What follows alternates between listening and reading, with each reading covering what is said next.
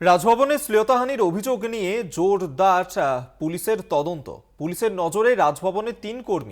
তিন কর্মী এস রাজপুত, কুসুম Chhetri, সন্তুলাল hair street থানায় তিন কর্মীর বিরুদ্ধে মামলা রুজু করে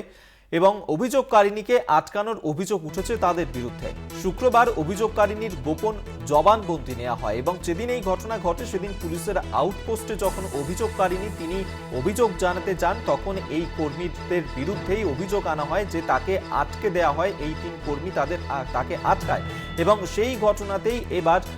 তদন্ত শুরু করেছে পুলিশ। ইতিমধ্যেই পুলিশের নজরে রাজভবনের এই তিন কর্মী। আমরা এই নিয়ে বিস্তারিত কথা বলবো। আমাদের সঙ্গে এই মুহূর্তে টেলিফোনে রয়েছেন প্রতিনিধি রিয়া মাঝি। রিয়া,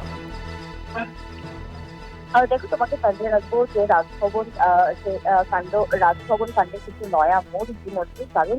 তিনজনের নামে এফআইআর লঞ্চ করা হচ্ছে এবং সেই তিনজন এফআইআর নেই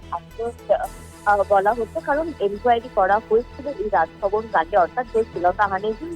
ঘটনা সামনে এসেছিল এবং যে অভিযোগ করেছিল সেই মহিলা, সেই অভিযোগের ভিত্তিতে যে এনকোয়ারি টিম গঠন করা হয়েছিল সেই এনকোয়ারি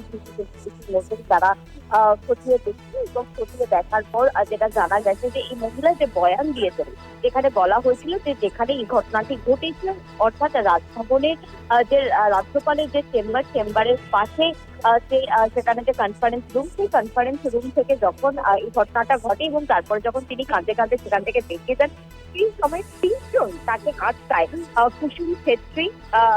ছেত্রী এবং এস রাজপুত এবং স্যান্ট লাল বলে এই তিনজন তাকে আটকায় এবং সেই সময় কিন্তু তাকে পিস রুমে 8 ঘন্টা ধরে বসিয়ে রাখা হয়, জোর করে বসিয়ে রাখা হয়, যাতে সেই মহিলা ওসি আর যে আউটপোস্ট রয়েছে কলকাতা পুলিশের সেখানে গিয়ে যাতে কমপ্লেন করতে না পারে, সেই কারণের জন্যই জোর করে বসিয়ে রাখা হয় বলে মহিলা এই অভিযোগ আনেন। এবং সেই অভিযোগের পরেই কিন্তু লালবাজারের তরফ থেকে যেটা বলা হয়েছিল রাজভবনকে যে এই তিনজনকে চিহ্নিত করতে এবং সেই তিনজনকে চিহ্নিত করে তাকে অবিলম্বে নাম জানাতে, এবং তারপরেই সেটা দেখা গেল যে পুলিশের তরফ থেকে কিন্তু এই তিনজনের নামে এফআইআর করা হলো, অর্থাৎ